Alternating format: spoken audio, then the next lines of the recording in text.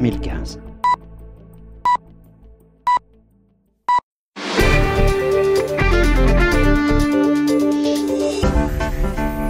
Bonjour, vous êtes sur France Inter, il est 7h ce jeudi 14 mai 2015. Coup de massue dans le monde agricole.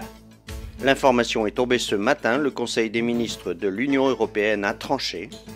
Les fromages au lait cru seront interdits dans tous les pays de l'Union à compter du 1er janvier prochain. Les manifestations des petits producteurs n'y ont rien changé, la pression des lobbies a été trop forte. Le professeur Langlois, allergologue à l'hôpital Bichat, regrette cette décision. Selon lui, nous nous dirigeons vers un monde aseptisé, alors que plusieurs études scientifiques tentent à prouver que la biodiversité microbienne est une nécessité face aux allergies qui ne cessent de se développer.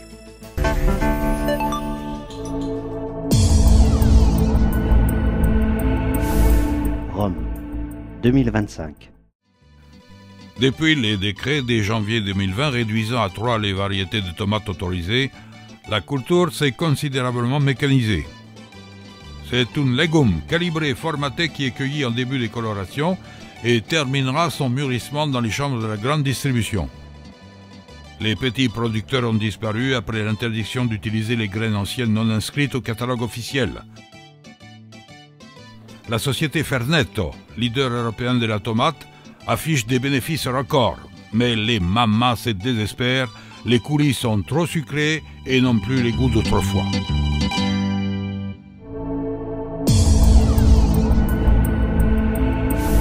Amsterdam, 2032. Les Pays-Bas sont en émoi. Une étude du ministère de l'Agriculture révèle que la presque totalité du cheptel bovin est issue du même géniteur. Afin d'optimiser la production laitière, la Hollande a opéré une sélection génétique de la semence utilisée dans l'insémination artificielle, ce qui a eu pour conséquence de générer un cheptel de frères et sœurs très sensibles aux maladies comme on a pu le constater lors de l'épidémie de fièvre récente. Un plan de diversité génétique est à l'étude, autrement dit, on cherche des taureaux ayant de bonnes références. Londres, 2040. La cuisine britannique, réputée pour ses associations de saveurs, a été un des premiers à marier le sucré, le salé et l'amertume. Cette originalité culinaire se perd dans les méandres du fast-food. Les confitures d'orange amères disparaissent les rayons. Les brandy ne fait plus recette. Jusqu'aux producteurs de whisky qui proposent des produits additionnés d'eau gazeuse et aromatisée. Une restauration qui se rapproche de celle des grandes chaînes hôtelières, identique d'un pôle à l'autre. Adieu les cuisines exotiques et les goûts venus d'ailleurs. Il paraîtrait même que Sa Majesté a remplacé le tea time par le soda time.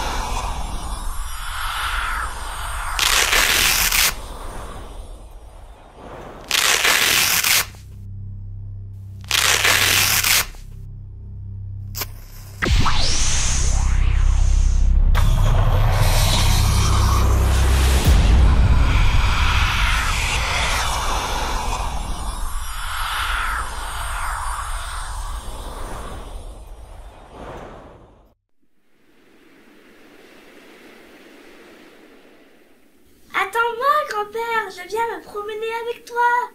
Bien sûr. Mais attends, donne-moi la main. Ne va pas trop vite.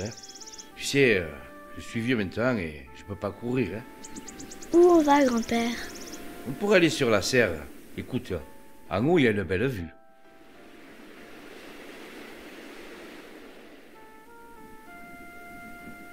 T'aimes bien venir ici. Tu penses à l'époque, à l'avant? Pourquoi tu regrettes l'avant? Parce que c'était une région pleine de vie, de couleurs et d'odeurs. Et quand on se promenait, on rencontrait toujours des viticulteurs au travail. La vigne était partout. La moindre parcelle était plantée. Et le grand-père de raconter le pays qu'il a connu. Tout est allé très vite. Et pourtant, le vignoble avait plus de 2500 ans. Ce sont les Grecs et les Romains qui l'ont créé. Rien d'autre ne se cultive ici, c'est une terre pour le vin. La vigne est une liane qui va chercher sa nourriture très loin dans le sol. En plein été, elle gardait un verre qui se voyait de loin. Petit à petit, les hommes ont arraché leurs parcelles et ont abandonné le vignoble. Les châteaux cathares, Aguilar, Quéribus, Perpertuse, qui montent la garde sur la vallée, n'y ont rien changé. Productivisme, standardisation, uniformisation, mondialisation, des mots que le grand-père ne peut pas encore expliquer à sa petite fille. Ces mots ont tué la biodiversité et la richesse des corbières. Les petits vignerons n'ont pas pu résister face à une production de masse. Ici, on faisait un vin d'artisan dans de petites exploitations souvent difficiles d'accès. Un vin de terroir, de caractère. Chaque producteur faisait un vin différent de celui du voisin. Mais, comme dans un orchestre, les instruments sont différents et la partition est unique.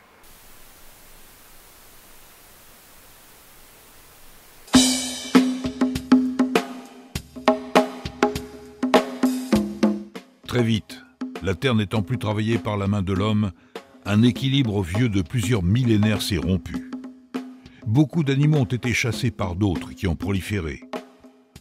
La biodiversité s'est appauvrie. Seules quelques plantes ont envahi l'espace libéré. Il y a moins de fleurs, moins de plantes aromatiques comme la lavande, le thym, le romarin.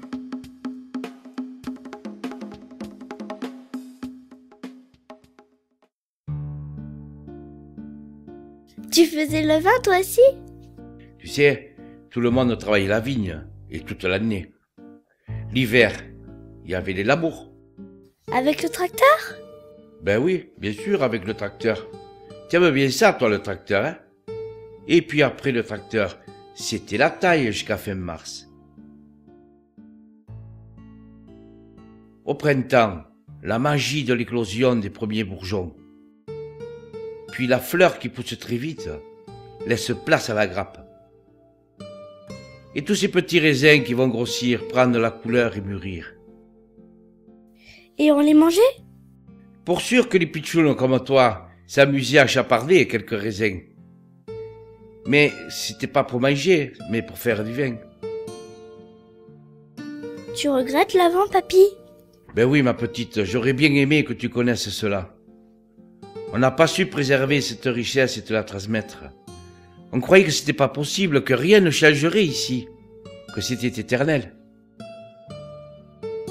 O tero meu no, basam un cos, polido mai encara, y tu corbiers meunos.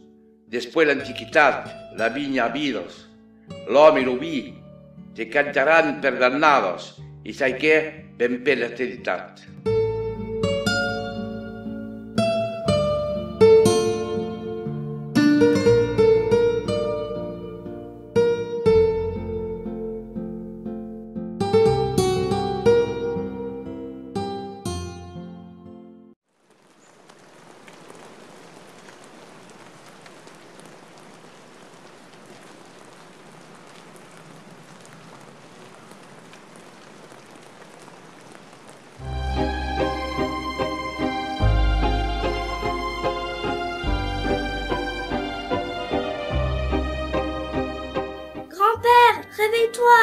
a plu, mais maintenant il fait beau.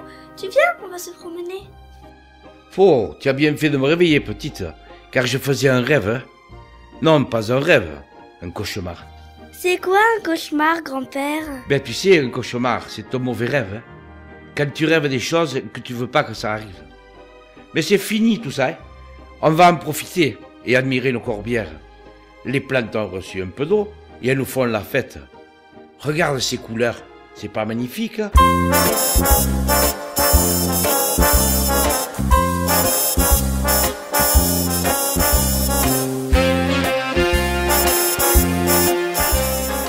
Écoute la petite source qui coule. Tu entends les grenouilles? Et les petits oiseaux qui piaillent. Et les cigales qui font la fête au soleil. Eh bien maintenant, ferme les yeux et ouvre bien ton petit nez. Tu sens cette odeur? Tu la reconnais? Oui, maman en a, mais je ne sais pas comment ça s'appelle. Eh bien, ma petite, tu vois, c'est du thym sauvage. Ici, il y en a beaucoup. Tu te rends compte de la chance que tu as? En fait, ton petit nez, là, il sert pas uniquement à porter des lunettes de soleil. C'est un organe merveilleux. Il faut lui apprendre à reconnaître les odeurs. Nous avons des organes merveilleux pour toucher, sentir, goûter, voir et entendre. Cultivons cette richesse. L'industrie alimentaire crée une dépendance au sucre, au sel et autres parfums artificiels avec pour seul objectif le profit. Leurs produits réduisent notre palette de goût et ont des effets néfastes sur notre santé.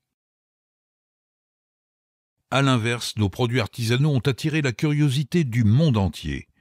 Des spécialistes viennent étudier les particularités du régime alimentaire méditerranéen. Un régime sain à base d'huile d'olive, de fruits, de poissons, de fromage et de vins de terroir. Cet héritage passe par le maintien des artisans locaux, qu'ils soient vignerons, bergers, apiculteurs et autres éleveurs. Tu as le pouvoir, petite fille, nous avons tous le pouvoir de préserver cette richesse. Apprends à manger des aliments qui ont du goût, du caractère et une identité. Chaque région a ses spécialités, résultant du climat, du terroir et du savoir-faire des hommes. Le roquefort se fait dans l'Aveyron. Le corbière, le fitou et le muscat, c'est ici qu'on les fait. Tu peux être sûr que si tu respectes ces quelques idées simples, ça sera bon pour toi, bon pour ta santé et bon pour notre terre.